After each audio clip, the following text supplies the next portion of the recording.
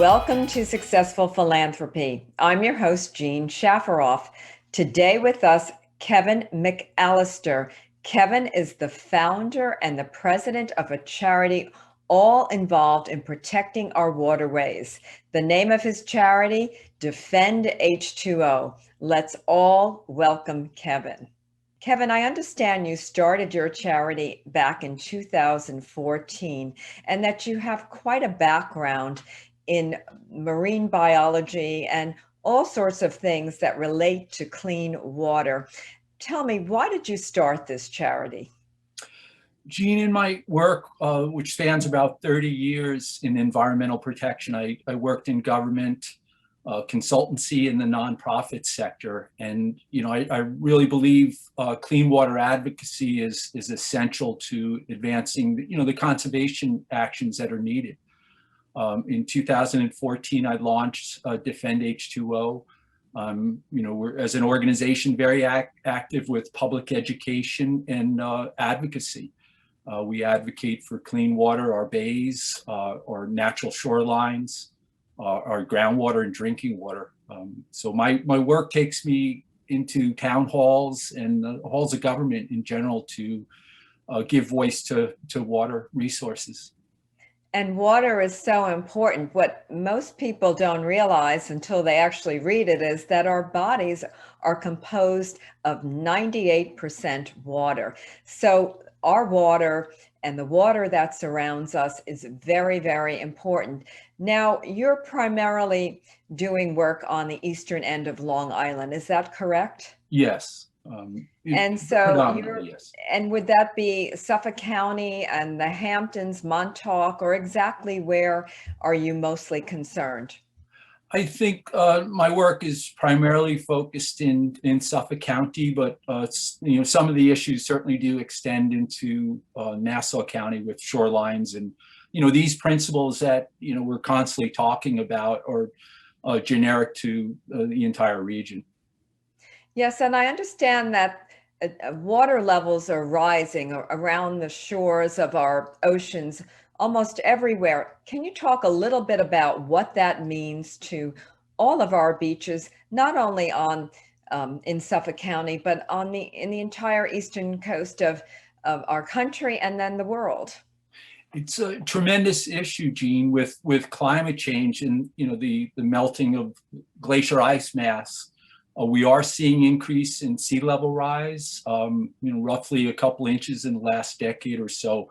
But what we can expect over the next 30, 40 years, we're looking at a foot or two in rise. That's monumental change on our shorelines. So our wetlands and beaches, they will want to migrate landward with the rising waters, and it's really what happens on the landmass will determine the viability of our beaches and wetlands over the long term. I've been very active in advocating for natural shorelines, trying to prevent what we call coastal armoring. So the installation of seawalls, rock revetments, geotextile sandbags, which ultimately anchor the shoreline. Over time, we lose that fronting shoreline. So a recreational beach will disappear. Habitat is lost. And obviously implications of coastal inundation is a serious matter. So, I hope over time that we don't anchor ourselves on the coast, that we're able to be mobile and start to migrate landward with rising seas, because the prospect of pumping beaches at, $15 million a project, every 3 or 4 years is really just both economically and environmentally unsustainable. And I don't think most of us realize how important the shoreline is, and how when the water level rises, it just doesn't affect the immediate homes and buildings around that shoreline, but it affects the entire planet. And what has our government done to get involved in protecting the shores of our beaches everywhere in the country? On a national scale, Congress allocates funding that is really through the Army Corps of Engineers. So they are responsible for some of the shore protection projects, throughout the country. They're very active on the East Coast in extremely high demand. And, one of the arguments I make is, they just won't be able to keep pace with demand. Each and every community on the East Coast is, calling out for federal assistance in, restoring these beaches. And primarily the Army Corps is the facilitator of federal support in that area. Very interesting. And I understand out in Montauk, there is a big problem with the beaches. And talk about that a little bit, please. Downtown Montauk, if you've been into the community, drops down into really a basin, and the fronting dune in the, basically the business district, roughly in the 1960s, the development came in, 10 or 12 hotels were built on top of the dune.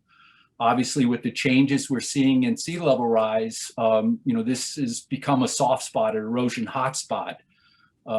Several years ago, the county, in conjunction with the Army Corps, installed a half a mile of sandbag seawall. There was much opposition to this shoreline hardening project because of the implications to the fronting beach and recreational beach. The installation's in place, and now because of the conditions that have occurred, there's a demand for the Army Corps of Engineers through what's called the Fire Island to Montauk project to ultimately deliver sand to basically restore a beach in that area. This won't happen sooner than approximately 2 years' time. And again, many of us will argue that the likelihood of pumping beaches every 4 or 5 years on average, we just won't be able to keep pace with the demand that's on the Army Corps and the limited federal allocations to support these projects. Well, it's a big expense to do all of this work, for sure, Enormous. for the government and then for other groups. Now, I remember being in Argentina many years ago, about 7 years ago, and we took a trip down to Patagonia, the glaciers. And the big issue there was that a global warming was causing all the glaciers to melt. And so global warming is a problem around the world. It's a real problem. And so with global warming comes these other problems, correct? Sea level rise, and again, to hold back the sea is near impossible up and down the East Coast. And I know, Gene, you're obviously familiar with Florida, but what they call sunny day flooding in Miami, this is just flooding associated with a high tide. As sea level comes up, that interface with groundwater perches basically groundwater. So with a rising tide, there's several inches to several feet of flooding in downtown Miami with regularity. So they're trying to figure out a plan to raise buildings, move back, keep beaches full to the extent that's possible. So the implications are very serious. One of the issues that I try to draw attention to, again, is this coastal inundation. So as much as we can go up with our buildings, as the sea rises and raises groundwater, there are coastal areas that essentially we will be constantly wet. We're in floodwater. And, the only way to really address that is honestly to move back. Yeah, so there is a direct correlation. What I'm hearing from you is a direct correlation between global warming and rising tides. And with rising tides, we have a serious issue at all of our beaches around the globe, really. Beaches and water pollution, obviously with Long Island and any coastal area, when you consider the development, on waterfront property and further back are cesspools, our sewage treatment systems, which are very deficient and archaic. As that groundwater rises, essentially immerses these sewage systems, now we're causing water pollution problems to a nearby creek or open bay. So it's a real issue. the county's credit and the state of New York, we're moving forward in trying to transition out of these archaic systems into advanced treatment, which is a very positive endeavor and a critical endeavor to save water quality. Yes, and to our audience, we are with Kevin McAllister. He is the founder and president of the charity called Defend H20, a charity that works directly on maintaining the quality of our beaches and our waterways here in the United States, and specifically on Long Island. Now, Kevin, another thing you brought up was sewage. And sewage people don't think about very much because it's not a glamorous or fancy topic, but it is something for all of us to be concerned and with. And what exactly do you do in this area? Well, again, the availability of dealing with our wastewater, again, the archaic systems on Eastern Long Island, when you get into municipal areas, obviously the ability to build sewage treatment plants, collect a community's water and treat it, that's what ultimately we should strive for. Again, on a very individual level, we urge homeowners to consider these upgrades that will reduce the nitrogen levels, which is a pollutant in waters triggering these harmful algal blooms that we see, as well as bacterial contamination as the groundwater comes up and immerses these systems. So it's a real issue. We are seeing the effects of deficient sewage management in our region. Again, it's not unique to many areas. Florida, for instance, has their problems, certainly with the on-site systems as well.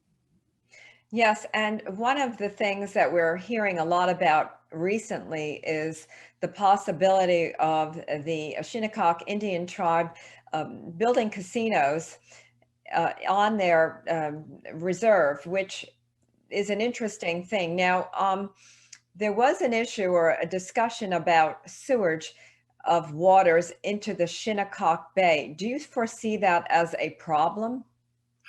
Definitely. Any major development, and when you consider again the generating sewage, obviously a casino establishment with the number of people that are coming through daily, that could be an enormous load into a site that's close proximity to the bay. So absolutely, we would have to be looking at advanced treatment, the way they manage the stormwater runoff in that area, how much clearing is involved. All of these considerations on a development of the scale is extremely important, so we don't cause further damages to the bay. I understand. You're also involved in education of young people on the eastern end of Long Island. What do you do exactly? Do you go into the schools or do you have a museum? I'm very interested to learn. It's informal education with invitation to the schools. I try to enlighten students as to really how the system works in a very basic way, and to enlist, I'll say, activism, to get involved in their community, and particularly with environmental issues that really need public support to advance them and bring greater conservation to our region. Now, back in 2018, I understand Alec Baldwin was involved with your charity and helping bring light to some of the issues that you are involved with. What was that like, and does he remain involved? Oh, absolutely. I have great respect for Mr. Baldwin. He participated in our summer event at the Sag Harbor Whaling Museum. It was basically he and I had a conversation on water issues, and obviously he's just a class stage person that can draw out important information. We had a really good exchange, and I think the level of awareness amongst the audience has certainly increased. And Mr. Baldwin's been a great supporter for many years of my work and my organization. And that's very good to hear. And what many people don't realize is that Alec Baldwin is a wonderful philanthropist. He gives a lot of money away. He gives his name and a voice to quite a few different charities, New York Philharmonic and then Guildhall, and also to Defend H20, probably just three of the charities he's involved with. Now, getting back to you, Kevin, what advice do you give to people that want to get involved in helping our waterways and to really to fight this climate issue that we're having across the world? Number one, I think we have to increase public awareness and education, and that's self-education. People are reading information that I put forward, the organization does, and just enlightening ourselves on the implications of climate change. I think certainly, as a whole, we have to support renewable energy and get off of, the implications of oil and gas. But to get involved in their community, because again, many of these issues, when it gets to the political level with our elected officials having to decide on this, we need a powerful voice that is affirmative for some of these actions that cost money and can be quite frankly, controversial. When citizens get involved, things happen, is what you're saying. And getting back to your charity, Defend H20, what about volunteer opportunities? Are there situations where you accept volunteers to help you with your work? Yes, I certainly invite direct contact. The volunteerism is on a as needed basis, but on occasion there are certainly projects that I can use other hands and participation in, from water testing to just public advocacy. But again, we need to build a bit of a movement that prioritizes clean water and recreational beaches, to ensure that these are protected for future generations. And in the past, you've done charity events or fundraising events. Are you planning an event for 2021, or are you on hold because of the emergence from the pandemic? Jeannie, we're a small organization, and with obviously COVID, arriving and disrupting our lives, the fundraiser for the summer has been put on hold. So we'll have to get through this, and until society's back to full on six cylinders and operating again. Yes, and for our audience, if they want to donate, what is the website? defendh20.org. We certainly do receive support online, and my personal email address is on the site if anyone would like to reach out to me to further discuss some of the topics that I'm talking about, or just have more information on the organization. We certainly invite that. And that's very nice that you make yourself available to the public. And for our audience, when you think about climate change and our waterways, think of this charity. It's a small charity, and maybe even a very small donation will be helpful to them. And never think that your donation of $20, $30, $50, $100 isn't good enough. Of course, the big donations really matter, and the charities need the large donations, but collectively, the smaller gifts can really make a difference. And so, Kevin, is there something else you want to leave our audience with? You've been very informative. I understand your background is as a marine biologist. Am I right, or am I? That's correct. And where did you go to school? Florida Atlantic University in Nova Southeastern, which is down in Fort Lauderdale. And my background's in marine biology and coastal zone management. So I've been at this for a long time. You know what you're talking about. You have the background, and you've been involved in our waterways for many, many years. I understand you used to be with the Peconic Baykeeper. Were you the president there? You had a high position there, and now you've gone on your own, and your interest is really to help the community. Oh, absolutely. I'm very passionate about my work. I think at a certainly young age, I found my career track, and I think after early professional work, settled in on the advocacy. It certainly suits me, and I realize that the public has to get involved to help make these changes. And what advice would you give to someone just starting a career that wants to take the same path you've taken? It's getting active in organizations, volunteering, internships. It's getting a foot in the door so you can demonstrate your commitment and to the job, and ultimately that is the more likely pool of professional candidates for people that we know. And Of I course, just urge everyone to education. I think participate. education is very important as well, correct? Oh, absolutely. To get into the professional environmental protection field, you will need that educational background. So certainly urge people to pursue that, the younger generation, because, we need an army of environmentalists to address the challenges that we're facing. And I think for our audience, it's so important for us to leave a world to future generations that will be in good working order. And so climate changes and our waterways, protection of our waterways is all very important, because we don't want our children, our grandchildren, our great-grandchildren to come into a world that's been made a mess of because of how we lived it. And so on that note, Kevin, I want to ask you one final question. Looking at our future, are you positive? Are you negative? What's going to happen to our world from an environmental state of affairs? With water, Gene, it's I hold this to be true because I know it. Our waters are extremely resilient. So if we basically shut off the pollution spigots, they recover.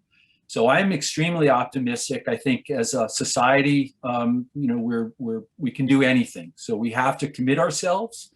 There will be sacrifices. We have to make individual and collective sacrifices, but we can turn the corner on this if we're committed. And to protect our environment is so incredibly important. So making a few sacrifices today and funding programs for climate improvement to get rid of all the problems that we'll be faced with if we don't take care of these issues, I think is very, very important. And to our audience, get involved, become a philanthropist. And how do you become a philanthropist? Well, you give your time, you give your knowledge and available resources. Always believe in yourself and the power of what you might be able to do to help our world. And if you're interested in working in the area or volunteering in the area of climate change, do it.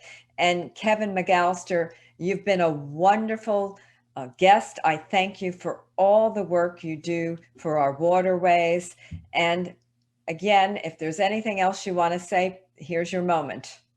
Oh, Gina, I would just like to thank you for all the good work that you do, and for providing this platform to myself and the organization, just to try to enlist support and a better understanding of that we're serving the interests of this community.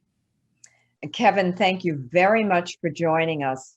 This concludes Successful Philanthropy. Our guest today, Kevin McAllister.